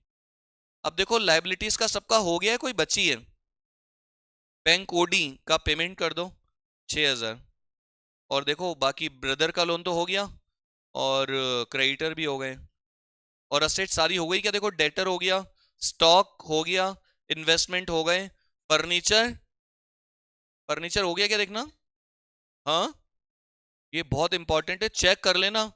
फर्नीचर के लिए कुछ भी लिखा हुआ नहीं है अगर, तो क्या करोगे, बेच दो बुक वैल्यू पर, ये बात ध्यान रख लेना, नोट और डालना साथ में, in the absence of any specific information about selling price of furniture it will be assumed equal to book value. बेच दिया मैंने 6000 में। और बिल्डिंग हो गया, गुडविल हो गया, गुडविल के लिए कुछ लिखा नहीं होता तो मैं क्या करता पता है, इसको मैं 0 मान लेता, कुछ लिखा नहीं होता तो, और इसकी सेलिंग प्राइस को मैंने वही मान लिया जो बुक में दे रखी है 6000। क्वेश्चन आपका खत्म है। हर क्वेश्चन में वही खेल हो रहा है, असेट बिकेगी, बैंक टू रियलाइजेशन, पार्टनर लेगा, पार्टनर टू रियलाइजेशन, लाइबिलिटी का पेमेंट करोगे, रियलाइजेशन टू बैंक, पार्टनर लेगा, रियलाइजेशन टू पार्टनर्स कैपिटल, ये 4 एंट्री चल रही है मोटी मोटी। खर्चा भी आ गया, रियलाइजेशन टू बैंक। बोलो भाई टोटल कितना आएगा, कोई बता सकते हैं इसका, बाय बैंक का कितना, टोटल बाय बैंक का टोटल 78, और टू बैंक का टोटल प्रॉफिट आएगा, लॉस कितना, 3000 का। कौन बियर करेंगे, एक्स और वाई, तो उनके कैपिटल अकाउंट में डाल देना। अब देखो इसमें आपने यहाँ पे क्या लिखा है, बाय बैंक लिखा है, तो बैंक में आ जाएगा टू रियलाइजेशन। यहाँ पे आपने लिखा है बाय एक्स, तो एक्स में आ जाएगा टू रियलाइजेशन। यहाँ पे आपने लिखा है टू एक्स, तो एक्स में आ जाएगा बाय रियलाइजेशन। यहाँ पे आपने लिखा है टू बैंक, तो बैंक में आ जाएगा बाय रियलाइजेशन। और यहाँ पे आपने क्या लिखा है, by X by Y, by loss transfer to X Y, मतलब बाय एक्स बाय वाई, तो एक्स वाई में आ जाएगा टू रियलाइजेशन। फिर एक्स वाई का अकाउंट बंद करोगे, क्रेडिट ज्यादा है तो क्या लिखोगे, टू बैंक, और डेबिट ज्यादा है तो क्या लिखोगे, by, by bank to bank, कुछ भी आ सकता है कैपिटल में, तो जिस भी साइड आएगा ना उसके अपोजिट में बैंक में चला जाएगा वो। एक्स वाई टू बैंक, तो बैंक में क्या लिखोगे, by X by Y, X Y में बाय बैंक, तो बैंक में क्या लिखोगे, टू एक्स टू वाई, तो आपका बैंक अकाउंट इक्वल हो जाएगा। इसमें कोई पार्टनर का लोन थोड़े ना था, हाँ वाई के लोन का क्या पेमेंट कर दिया आपने, लाइबिलिटी में एक वाई का लोन दे रखा है, तो क्या करोगे, उसका अलग से अकाउंट बनाओगे, क्या लिखोगे उसमें, बता सकते हैं कोई, वाई के लोन का क्या करोगे, बोलो, लोन का कौन सा बैलेंस होते हैं, तो क्या लिखोगे, क्रेडिट साइड में बाय बैलेंस ब्रॉट डाउन जो भी है, और इसका पेमेंट कर दिया जाता है, वाइज लोन टू बैंक, तो ये बैंक में चला जाता है बाय वाइज लोन करके, बैंक में चला जाएगा ये Y's loan, by Y's loan. और सोचो अगर ये लोन 100 का होता और लिखा होता कि इसको 90 में सेटल कर दिया, तो यहाँ 10 बचता ना, तो मैं क्या लिखता, टू रियलाइजेशन, तो मैं रियलाइजेशन में डाल देता बाय वाइज लोन 10 डाल के छोड़ देता, आगे कुछ नहीं होगा उसका, प्रॉफिट है मेरा, डिस्काउंट मिल गया मुझे। स्टॉक का पॉइंट समझ में आया किसी को? हाँ, कौन ले रहा था stock? Book value minus 20% of book value is equal to 4000। वो कह रहे हैं मैं 4 में लेने के लिए तैयार हूं, और ये 4 कैसे निकाला गया है? बुक वैल्यू में से 20% काट के। तो x minus X by 5 is equal to 4000। तो यहाँ पे x की वैल्यू आ जाएगी कितनी? 5000। 5000 की बुक वैल्यू का स्टॉक वो ले रहे हैं, तो 15 में से अगर वो ले लेगा 5, तो आपके पास बचेगा कितना? 10। वो 10,000 की बुक वैल्यू का जब आपने बेचा तो 50% पैसा मिला, यानी 5000 रुपए में बिका, और x ने कितने में लिया? 4 में। और आप ऐसा भी कर सकते हो, बुक वैल्यू को 100 मान लो, 100 में से 20 काटोगे तो कितने में ले रहा है वो? 80। तो वो जो ले रहा है ना प्राइस, वो इक्वल टू 80% है, तो 100% के लिए बुक वैल्यू कितनी होगी? 4000 अपॉन 80 इंटू 100, तो आ जाएगा 5000। तो 15 में से 5 काटोगे तो बचेगा 10, 10 का आधा। अब सुनो, लिखो एक और जल्दी से फटाफट। देखो ये क्वेश्चन, ये भी अच्छा क्वेश्चन है, ध्यान से सुनना, फटाफट बनाओ। 9th हो सकते हैं 2-3। अभी देखो 2 क्वेश्चन हो गए और 2 मैंने होमवर्क दिया आपको, तो मैं कल जर्नल की क्वेश्चंस करा दूंगा आपको बहुत सारे इसके। 9th लिखो, क्वेश्चन नंबर 9, एक रियलाइजेशन अकाउंट बनाओ। क्वेश्चन नंबर 9, ध्यान से सुनिएगा। ये आसान है, हार्ड नहीं है, कोई करे कोशिश तो। पार्टनरशिप पूरी आसान लगती है मुझे तो। Question number 9, realization account. मैंने कल है ना कैश फ्लो का एक लेक्चर डाला था, वो बहुत ही अच्छा लेक्चर है, मैंने कराए थे आपको 2 बड़े क्वेश्चन। उसमें ऑलमोस्ट सारे टाइप के क्वेश्चन है, मतलब सारे पॉइंट्स हैं मोटे मोटे। रिफंड ऑफ टैक्स, और वो आपका क्या बोलते हैं, इंश्योरेंस क्लेम, मशीन का, स्टॉक का, provision for tax made, paid, machine with accumulated, without accumulated, propose dividend, interim dividend, और इन्वेस्टमेंट का अकाउंट बनाना, और प्रीमियम पे रिडम्पशन, डिस्काउंट पे, मतलब इंटरेस्ट की डेट वेट सब कुछ दे रखा है उन 2 क्वेश्चंस में। कल मैंने ग्रुप में लिंक डाला थे, शायद 1.25 घंटे का लेक्चर है, वो 2 क्वेश्चन अगर कोई कर लेना तो उसका मोटा मोटा कैश फ्लो पूरा रिवाइज हो जाता है करीब करीब। सुनना ध्यान से, क्वेश्चन नंबर 9 लिखना, ध्यान से सुनना। हाँ भाई, अब मैं बहुत जल्दी करने वाला हूं। सबसे पहले क्या लिखा हुआ है, कोई बता सकते हैं? बैंक को डालूं क्या रियलाइजेशन में? बोलो। नहीं, बैंक का अकाउंट बनेगा, उसमें आएगा to balance brought down. Cash का क्या करूं? इसको भी मैं बैंक में जमा करा दूंगा, बैंक में to cash. Debtor, stock, furniture, sundry asset, डाल दो रियलाइजेशन में।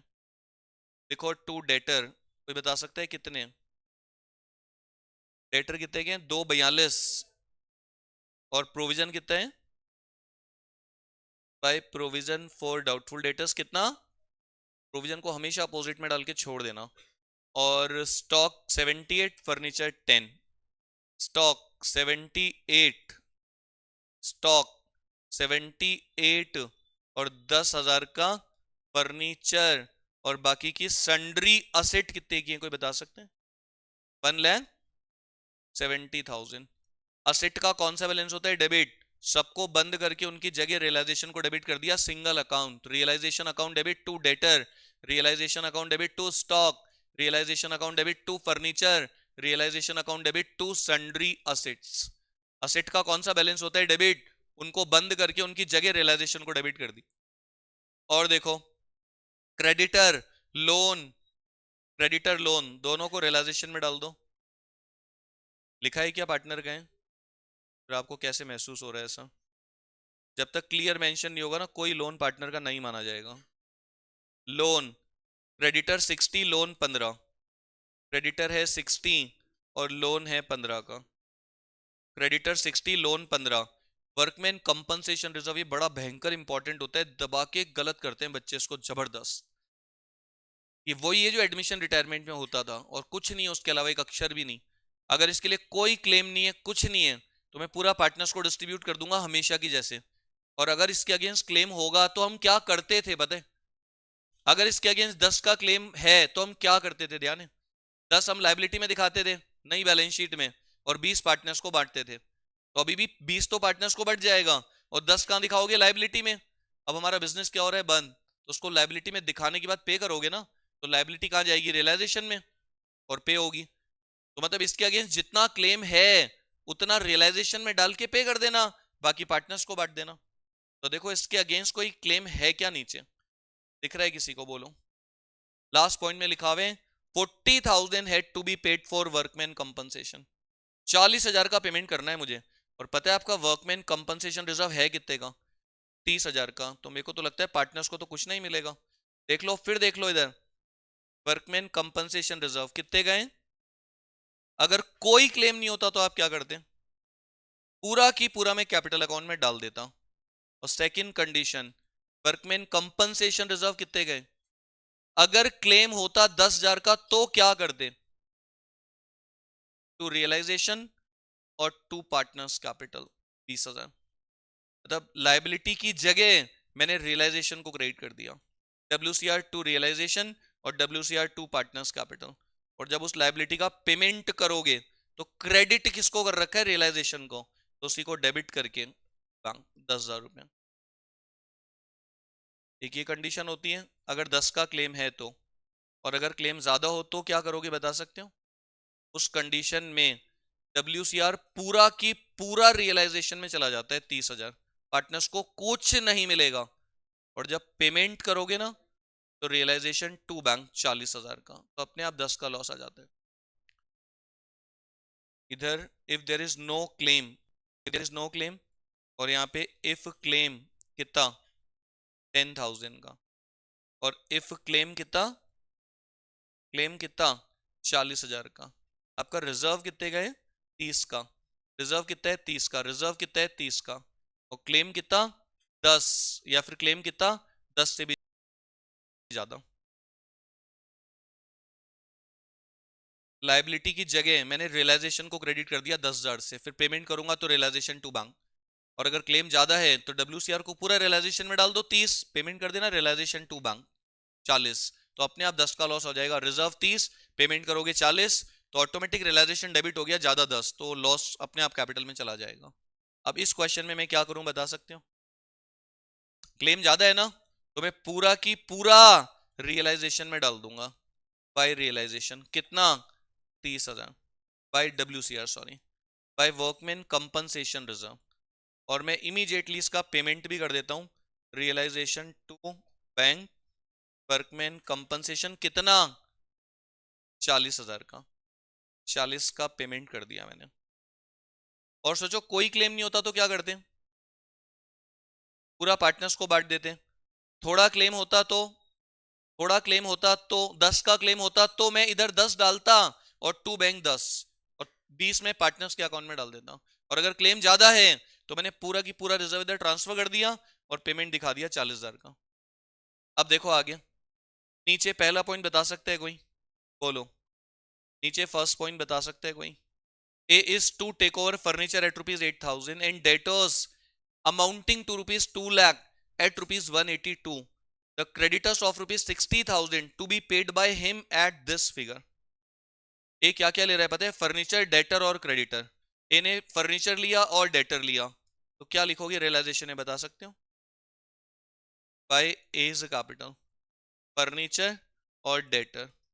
फर्नीचर कितने में ले रहे हैं? फर्नीचर एट रुपीज 8,000, फर्नीचर ले रहा है 8,000 में। ये कह रहा है फर्नीचर मैं ले लेता हूँ 8,000 में। हमने कहा ले ले, तू ले ले। फर्नीचर है ना 10 का, कह रहा है मैं ले रहा हूँ 8 में। हमने कहा ले ले, हमें कोई दिक्कत नहीं है। और डेटर 2 लाख के 182 में। डेटर कितने आपके टोटल पता है किसी को? 242। इसमें से कितने ले रहा है वो? इसमें से कितने के ले रहा है वो? 2 लाख के। वो कह रहा है मैं कितने में लूंगा? 182। 182 ना, यहाँ पे कितना लिखोगे आप? 182। 2 लाख के डेटर हैं, वो कह रहे उनसे मैं पैसा कलेक्ट कर लूंगा लेकिन मैं इनको टेक ओवर करूंगा 182 में। हमने कहा ले ले, 2 लाख के डेटर्स आस्ते तेरे हैं। कह रहे लेकिन मैं 182 में लेने के लिए तैयार हूं इनको। हमने कहा ठीक है, हम तेरी कैपिटल 182 से कम कर रहे हैं, आज से 2 लाख के डेटर तेरे हैं, तू ले लेना इनसे पैसा। हमने उसकी कैपिटल 182 में कम कर दी। अब बता सकते हो डेटर्स 242 में से अगर 2 लाख के उसने टेक ओवर कर लिए तो बचे कितने? इनसे हम पैसा इकट्ठा करेंगे, हमारे हैं अभी भी, तो देखते हैं आगे क्या होता है इनका। और वो बोल रहा है क्रेडिटर 60,000 के मैं टेक ओवर कर रहा हूं, मैं पे कर दूंगा 60 के क्रेडिटर को। देखो क्रेडिटर्स हैं कितने टोटल? 60 हैं। क्रेडिटर कितने हैं? 60,000 के। पीस टू क्या लिखा है? Creditor of rupees 60,000 to be paid by him at this figure. ठीक है, वो कह रहा है कि मैं ले रहा हूं, मैं टेक ओवर कर रहा हूं 60 के क्रेडिटर्स। तो क्या लिखोगे बता सकते हो? Realisation account debit to A's capital, bracket में creditor 60,000, creditor taken over by A, furniture taken over by A, debtor of ₹2 lakh taken over by A at ₹1,82,000, तो डेटर्स मेरे अभी बचे हुए 42 के, देखता हूं उनका क्या होते हैं। फिर लिखा हुआ है B is to take over all the stock at ₹70,000, B बोल रहे भाई स्टॉक मैं ले लेता हूं 70,000 में, मैंने कहा तू ले ले स्टॉक, तू ले ले, तो क्या लिखोगे यहाँ, बाय बीज कैपिटल ब्रैकेट में स्टॉक कितने में ले रहे हैं 70,000, 70 ना शेन, B is to take over all stock, B बोल रहे भाई स्टॉक में ले लेता हूं सारा की सारा 70 में, हमने कहा ले ले तेरी कैपिटल कम कर देते हैं। अब फिर वही पॉइंट आ गया जो पिछले क्वेश्चन में था, एंड बी बोल रहा है sum of the sundry asset at ₹72,000 being 10% less than the book value, वो कह रहा है कि जो सन्ड्री असेट है ना उनमें से कुछ मैं लेने के लिए तैयार हूं 72,000 में, और मैं ले रहा हूं 10% less than the book value, 10% less than the book value. Sundry asset कितने की है कोई बता सकते हैं, 170 की, बी ले रहा है तो लिख दो बाय सन्ड्री असेट, ये कितने में ले रहा है 72, तो यहां तो 72 आएगा, लेकिन इसकी बुक वैल्यू कितनी है, इसकी बुक वैल्यू कितनी है, तो पता है 72,000 डिवाइडेड बाय 90 इंटू 100 करोगे तो कितना आएगा 80,000, 80,000 ये निकालना बहुत जरूरी है, क्योंकि जो सन्ड्री एसेट है ना 170 की, उसमें से 80,000 की ले रहा है वो 10% कम, 8,000 काट के 72 में, भाई बाकी की सन्ड्री एसेट कितनी है, तो 170 में से 80 कटेगी तो बचेगी कितनी, 170 में से 80 काटोगे तो 90,000 की बचेगी, उसका क्या होगा 90 की बची हुई है अभी, 170 में से 72 नहीं कटेगी, 170 की जो असेट है उसमें से 80 की taken over bye him eight 10% less than the book value, 80,000 की 10% 8,000 काट के ले रहे हो 72 में, तो बुक वैल्यू को x मान लो, x minus x by 10 is equal to 72,000, book value को 100 मान लो, 100 में से 10 काटोगे तो कितने मिलेगा वो 90, तो वो जो ले रहा है वो प्राइस है इक्वल टू 90%, तो 100% के लिए बुक में कितने की होगी 80,000 की, अभी 170 में से 80 की उसने ले ली 72 में, तो बची कितनी 90,000, 90,000 की सी बोल रहा है मैं ले लेता हूं, C took over remaining at 90% of the book value less 1,000, बची कितने की हम 90,000, 90,000 का 90% कितना होता है 81, और उसमें से भी एक का हमने डिस्काउंट दे दिया, सी को 80 में ले लिया, तू क्या लिखोगे हम बाय सीज कैपिटल ब्रैकेट में सन्ड्री असेट कितना कितना 80,000, ये 170 थी ना सन्ड्री असेट आपकी, सन्ड्री असेट कितनी थी 170, उसमें से 80 काटोगे तो कितनी बची 90,000, 90,000 का 90% बोल रहा है मैं ले लूंगा 90% में यानी 81, और हमने कहा चल 1,000 का और डिस्काउंट दे देते हैं, इसमें से भी तेरे को 80,000 में ले ले तू बची हुई 90,000 वाली, जो 90 की बची उसका 90% में कह रहा है मैं ले लेता हूं, 90,000 की 90% में मैं लेने के लिए तैयार हूं यानी 81 और 1,000 का discount, and C assume the responsibility for discharge the loan, एक पता है हमने लोन भी ले रखा था, ध्यान है लोन कितने का है हमारा, सी बोल रहा है मैं टेक ओवर कर रहा हूं, तो क्या लिखोगे realization to C's capital bracket में लोन कितने का 15,000 का, सी बोल रहे हैं मैं ले रहा हूं मैं टेक ओवर कर रहा हूं लोन, हमने कहा हम तेरी कैपिटल बढ़ा देते हैं, और वो कह रहे हैं अलोंग लिखा हुआ है together with accrued interest of ₹300, और पता है जो लोन है ना उसका 300 रुपए का कोई इंटरेस्ट भी बाकी है which has not been recorded in the book, जिसको आपने बुक्स में रिकॉर्ड नहीं कर रखा, 300 रुपए का कोई इंटरेस्ट भी बाकी है जो बुक में नहीं है मतलब अनरिकॉर्डेड, सी बोल रहा है मैं वो भी टेक ओवर कर लूंगा, तो realisation to C's capital outstanding interest 300 रुपए का, ये हो गया, ये हो गया रिकॉर्डेड लाइबिलिटी टेकन ओवर, और ये हो गया unrecorded liability taken over, recorded liability taken over और अनरिकॉर्डेड लाइबिलिटी टेकन ओवर, भाई लोन तो रिकॉर्डेड है उसका इंटरेस्ट अनरिकॉर्डेड है बैलेंस शीट में नहीं है, वो कह रहा है मैं ले लूंगा मैं कर दूंगा सेटल सब, हमने कहा कर दे, रियलाइजेशन टू सीज कैपिटल, इन दोनों का आप इकट्ठा भी दिखा सकते हो, टू सी करके उसको अंडरलाइन करके उसके अंदर लोन और आउटस्टैंडिंग इंटरेस्ट चाहो तो अलग अलग एंट्री भी कर सकते हो, और द एक्सपेंस ऑफ डिसोल्यूशन 2700 रुपए कर सकते हो एंट्री, डिसोल्यूशन का खर्चा 2700 रुपए, तो है क्या ऊपर टेक ओवर, कुछ कुछ भी नहीं है, खर्चे की क्या एंट्री होती है सिंपल बात करें तो, रियलाइजेशन टू बैंक 2700 रुपए, रियलाइजेशन टू बैंक, इसी में दिखा दूं क्या यहाँ पे? एक्सपेंस 2700 लिखा हुआ है ना, टू बैंक, उसी में दिखा दो 2700 रुपये। रियलाइजेशन टू बैंक 2700 रुपये। और अब मुझे लगता है आखिरी पॉइंट बचा है। डेटर्स कितने बचे हुए पता है किसी को? 42 के। लिखा है द रिमेनिंग डेटर्स, लिखा हुआ है the remaining debtors were sold to a डेप्ट collecting agency for 50% of the book value. हमारे डेटर्स कितने बचे हुए? वो किसी एजेंसी को बेच दिए हमने, ये लिस्ट है, ले लो, आप ले लेना पैसा इनसे, आप हमें आधे पैसे दे दो 21,000, आप जानो आपका काम जाने। तो उसने हमको कितने रुपए दे दिए? 21,000। डेटर से कितने रुपए मिले बता सकते हो? क्या एंट्री करोगे? क्या एंट्री करोगे? By bank. डेटर्स से कितना आ गया? 21,000, 42 का आधा। डेटर्स से हमने पैसा नहीं इकट्ठा करा, हमने अपने डेटर्स बेच दिए किसी डेट कलेक्टिंग एजेंसी को 50% में। हमने कहा तू हमको दे दे 21,000, यार हमारा बिजनेस बंद हो रहा है, हमारे पास टाइम नहीं है इतना, ये डेटर है इनसे 42 लेने, तू ले लेना जाके हमारे बिहाफ पे, तू हमको 21,000 रुपए दे दे। आज से डेटर उसके, हमको 21,000 रुपए मिल गए, डेटर से काम खत्म। ये आ गया बाय ए, ये बाय बी, ये बाय सी, ये बाय बैंक, ये टू बैंक, और ये टू सी, और ये टू ए। अब इस अकाउंट को बंद करोगे तो प्रॉफिट लॉस आ जाएगा। और कोई लाइबिलिटी बची क्या जिसका कुछ नहीं हुआ बताओ? क्रेडिटर हो गया, लोन हो गया, लोन सी ने टेक ओवर कर लिया था, WCR हो गया। और डेटर स्टॉक फर्नीचर और सन्ड्री असेट सब हो चुका।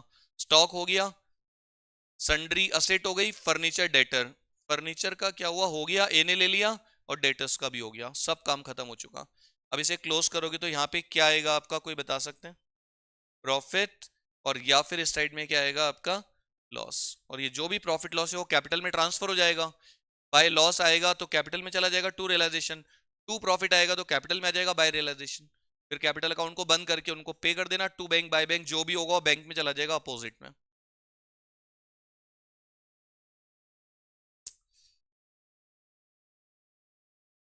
हाँ जी, आगे कुछ मत करना, एक क्वेश्चन हम और कर सकते हैं, बताइए, छोटा सा, ध्यान से सुनना। देखो जल्दी हो जाए तो अच्छी बात है। खत्म। इसमें एक अच्छा सा क्वेश्चन है, ये वाला देखो छोटा सा है, ये वाला बनाओ, पता है अच्छा क्वेश्चन है। 11th लिखो आप, 11, ये अच्छा क्वेश्चन है, मतलब ठीक है 11। मैं बहुत ही जल्दी करने वाला हूँ ये, बिना समझाए। Question number 11। समझाओ मत समझाओ फर्क क्या पड़ता है? जब तक कोई भी बच्चा जाके घर पे किताब कॉपी खोल के बैठेगा नहीं ना, सब वेस्ट है आपका, सपोज यहाँ आना सब बेकार है आपका। रियलाइजेशन अकाउंट बनाओ, क्वेश्चन नंबर 11। क्वेश्चन नंबर 11 में realisation,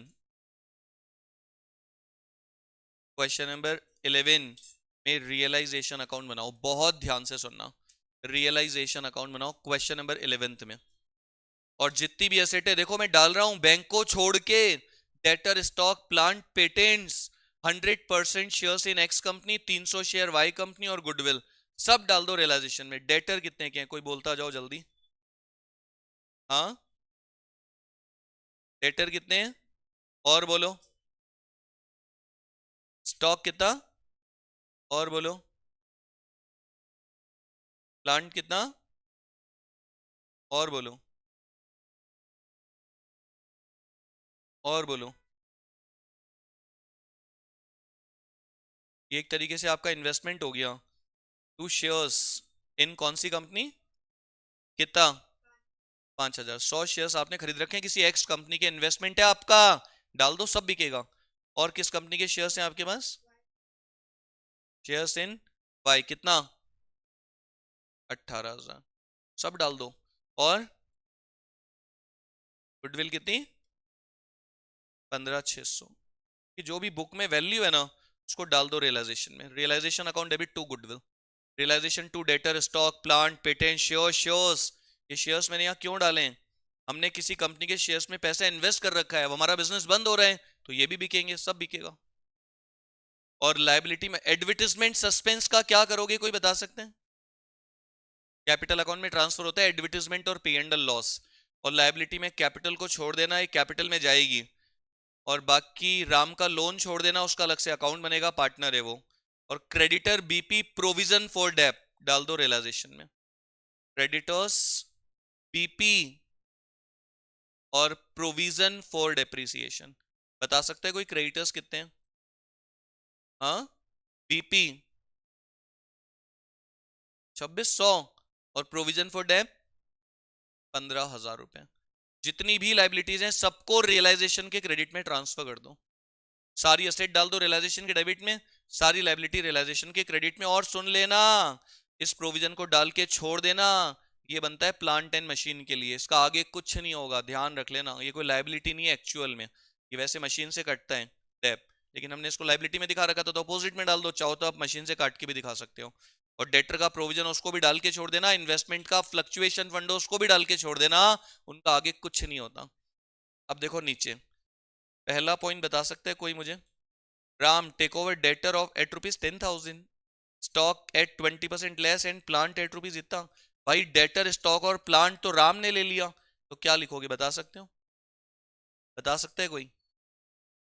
Ram's capital account debit to realization, क्या क्या लिया इसने? डेटर्स कितने में?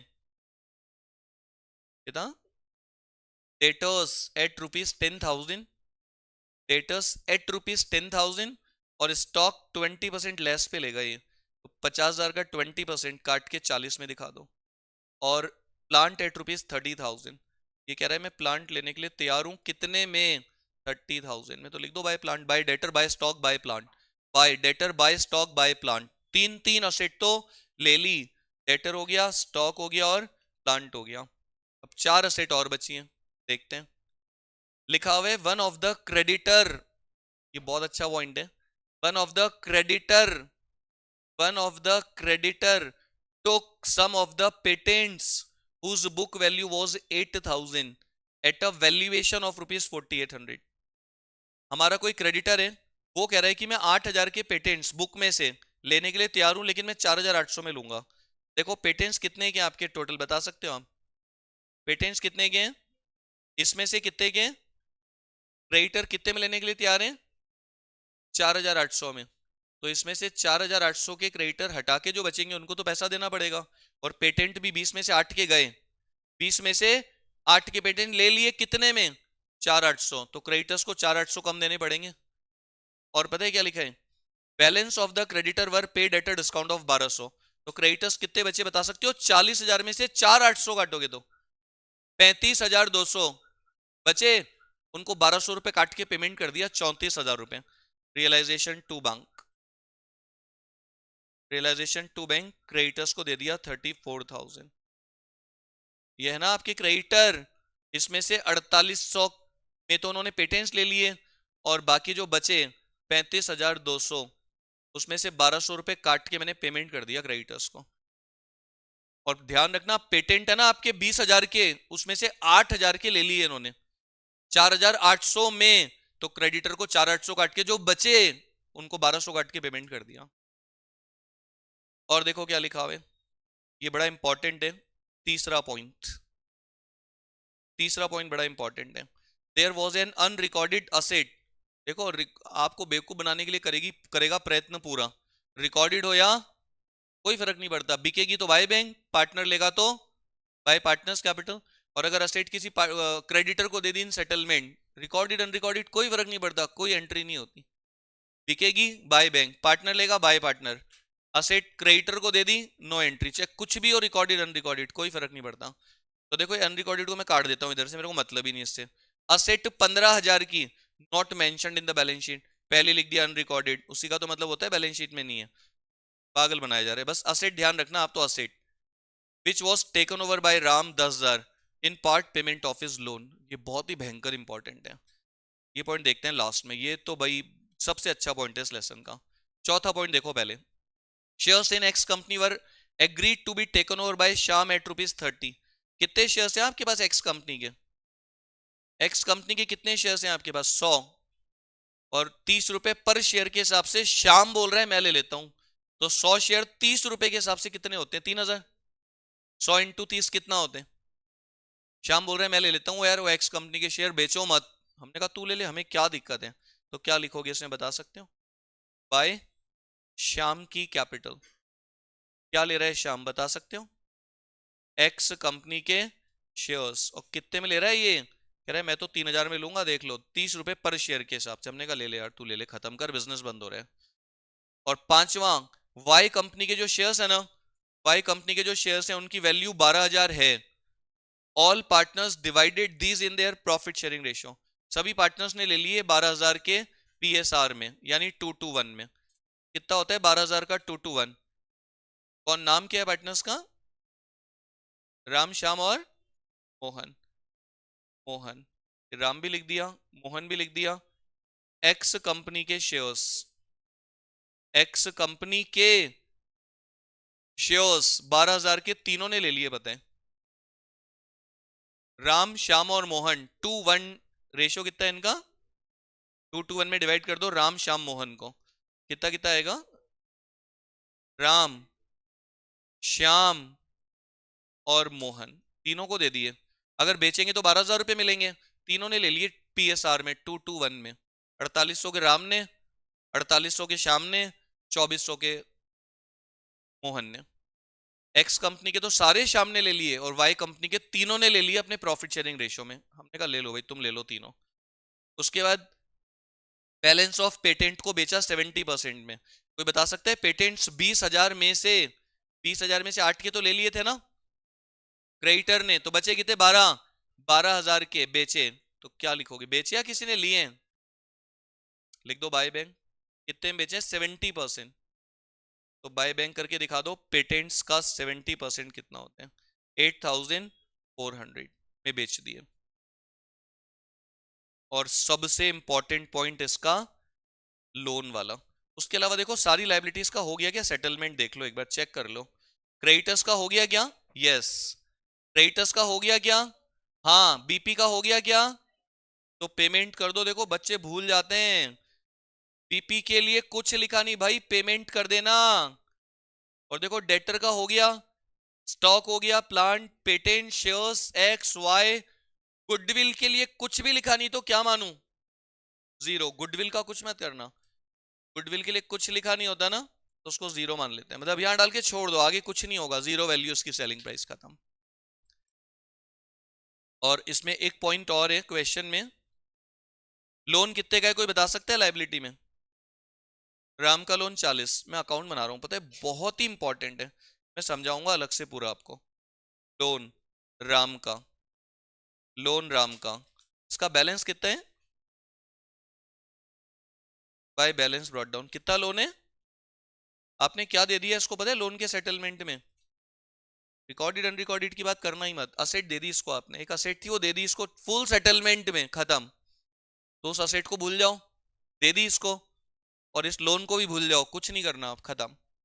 अब आपने इसका अलग से अकाउंट बना रखा है, इसका क्रेडिट बैलेंस है, उसको बंद करने के लिए क्या करूं? पार्ट है तो बहुत अच्छी बात है। कितने में लिया है पार्ट में? 10,000, ₹8,10,000 में ले रहा है ना, तो बहुत अच्छी बात है। कितने में ले रहा है ये? तो 30,000 रुपए दे दो इसको, टू बैंक दे दो, 30 तो दे दो। और 10,000 रुपए रियलाइजेशन में चला जाएगा, रियलाइजेशन में चला जाएगा 10,000। ये कह रहा है कि मैं 10 में लेने के लिए तैयार हूं, तो हमने कहा ठीक है ले ले, तो 30 तो देने पड़ेंगे। राम लोन टू बैंक 10 चला जाएगा रियलाइजेशन में। और अगर ये फुल सेटलमेंट में ले लेता तो राम्स लोन टू रियलाइजेशन पूरा की पूरा रियलाइजेशन में चला जाता 40,000 पूरा। ये मैं समझाऊंगा, मैंने बताया नहीं भी कल, एक बार लिख लो। राम को हमने एक असेट दे दी लोन के सेटलमेंट में। सोचो असेट का क्या क्या हो सकता है, असेट बिक सकती है, असेट बिक सकती है, असेट आप पार्टनर को दे सकते हो, असेट पार्टनर टेक ओवर कर सकते हैं, असेट किसी क्रेडिटर को दे सकते हो, और असेट आप किसी पार्टनर को दे सकते हो उसके लोन के सेटलमेंट में भी।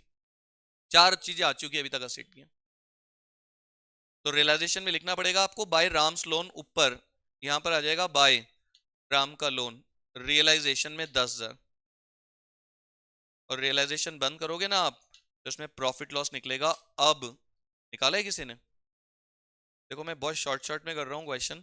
ये टू बैंक आ जाएगा, ये बाय श्याम, ये बाय राम, ये बाय राम मैंने 2 बार लिख दिया, ठीक है। एक बार बाय मोहन, और एक बार बाय बैंक, और यहाँ पर टू बैंक। आपने यहाँ पे जितनी बार लिखा है बाय राम, बाय राम, तो राम में दिखा देना टू रियलाइजेशन, बाय श्याम तो श्याम में 2 रियलाइजेशन, बाय मोहन तो मोहन में 2 रियलाइजेशन, बाय बैंक तो बैंक में 2 रियलाइजेशन, टू बैंक तो बैंक में बाय रियलाइजेशन, और प्रॉफिट आएगा कैपिटल में चला जाएगा बाय रियलाइजेशन, फिर कैपिटल को बंद करके उनका पेमेंट खत्म।